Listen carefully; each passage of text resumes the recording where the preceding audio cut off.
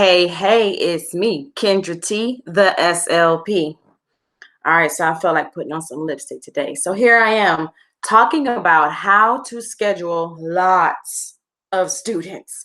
If you work in a school setting and you are having to now see your school students virtually, here is, I think, a pretty organized and efficient way to schedule them and get it all set up and get all the parents notified. All right.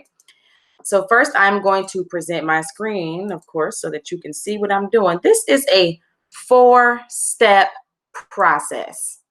Step one. Step one is to create your virtual speech therapy survey and send it out to parents. I've already made a video about how to use Google Forms to make your virtual speech therapy survey. All right, so check that out to see how to do it. But you're going to make your survey and you're going to send it out to parents in an email. All right. What kind of questions are on a virtual speech therapy survey? I'll show you. So first I have, of course, identifying information. You can set the form setting to grab the parent's email address or include it on your form yourself. I want them to put the child's initials. I don't want full names on the survey, just in case I send the link out or this to the wrong parent or the wrong parent sends it to me, whatever. Privacy, right? Okay, the child's school. So I'm at 2 schools and I have both of those down as an option they can choose. First I want to know, do you even want to do virtual speech therapy services? So, that's kind of an important question. You do need to have home internet or cell phone internet, but just some type of internet connectivity. Now, one thing I find that is when you are sending a survey out with these to offer these services, you do have to explain yourself. So I've put little explanations in that people can understand. So I say that therapy is best on a big screen and not recommended on a cell phone, although a cell phone could work. So I want to know, what are the device options that this family has at home for the student to use? And I explain what audio visual equipment is. It's a 2-way camera where we can both see each other, and microphone where we can both hear each other. That is our requirement for speech therapy. So we have to have these things in order to count as virtual or telepractice or telehealth or teletherapy. And it has to work. That's important, right? How many phones have been dropped and the camera broken? That won't work for virtual speech therapy. And I explained that I use a secure platform for virtual therapy. I'm not committing myself to any one right here in this survey because I have experimented and tried out different ones, but I do want to know what experience the parent has with similar types of apps, basically for communicating with the video. I want to know if the parent is going to be able to sit nearby or hang out around. So far, all of my parents have been right there on the other side of the camera, holding the camera or the phone or the tablet, or just in the next room. If it's an older kid, that's fine. Then I want to get an idea of when the student is available so I can make my schedule. Next, I just want to get one more time in writing a written consent to do virtual speech therapy services at home. Boom. So once I've sent out this survey link to all of my parents and they've returned them to me, now I'm going to get those responses. You see right here, you can see how many responses you have and click on that tab and get all of the responses by question or by respondent. And then Google Forms is linked to Google Sheets, which organizes all those survey responses in a nice little spreadsheet, okay?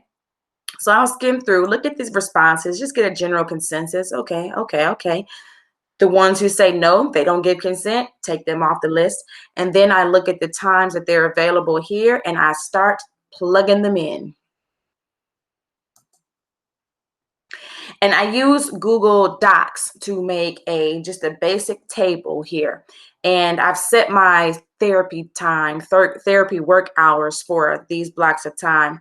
Do what works for you. If you want to start earlier and end earlier, cool. That works in your home life, or if you're homeschooling your own kids. Also set the blocks of time that you have that you're working and seeing each kid in. So I have scheduled a test student for 9 to 9:15, and I'm going to look at my spreadsheet for availability. Also keeping in mind how many sessions I'm trying to see each student per week or per report period. I made this table and then I copied it and made a different table, like one for Monday, Tuesday, Wednesday, Thursday, Friday, whichever days I'm seeing as therapy days. And I just plugged in all those students, plugged them in each block in individual sessions. Okay, so y'all know, look, Google, right? Runs my world. So far I have used Google Forms, Google Sheets, Google Docs, and now I'm using Google Calendar to schedule all of the students and notify the parents and send them the links to connect.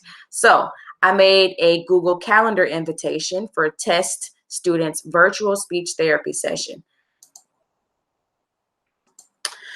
Okay, so now I have made a Google Calendar invite to schedule each student and notify their parent and send the link out. Okay, so this is a Google Calendar invite, and I have made a video for how to make one of these in a different video. So check that to see how to do it.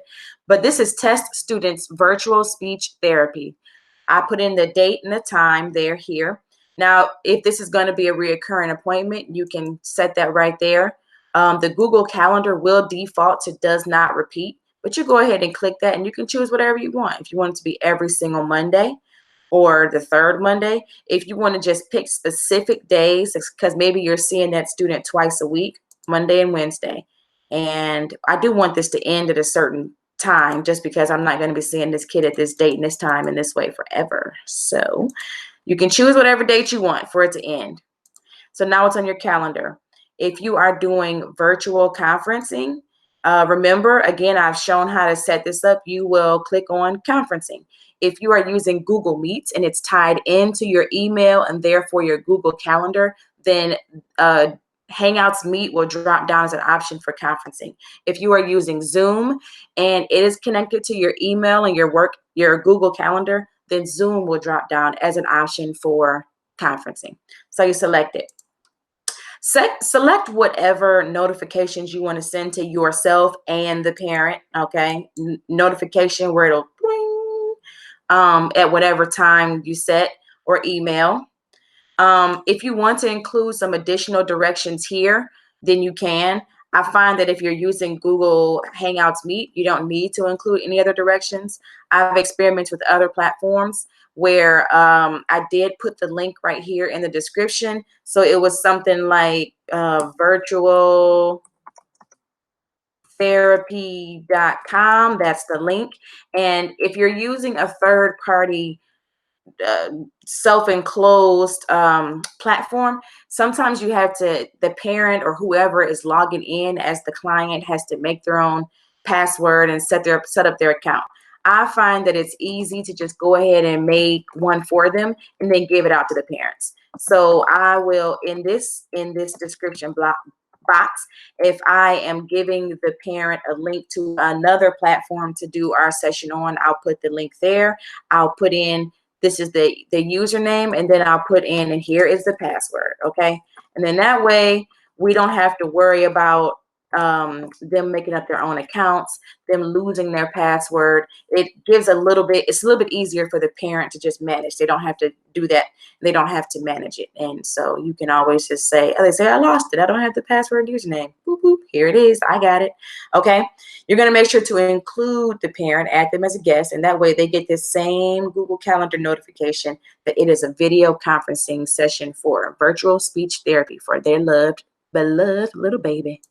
And then you save it and you make sure you send it out to them. Okay. And that's about it. So I go the extra step, which is for scheduling these first sessions, maybe the first 2 sessions, the parents do need a reminder. So after I send out this Google Calendar invitation, I will then go ahead and just text them.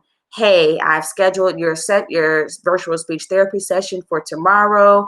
Please see your email for the link and for the login information and the time. Boom.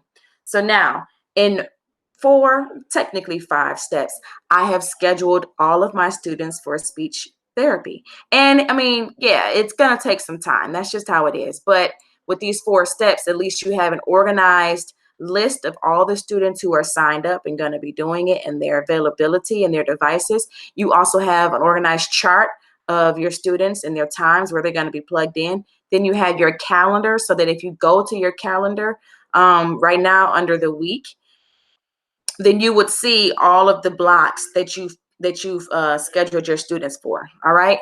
And then also, well, that's it. Okay. So that is a pretty, like I said, efficient and organized way to schedule your students' virtual speech therapy sessions. Thank you so much. Holla, koala.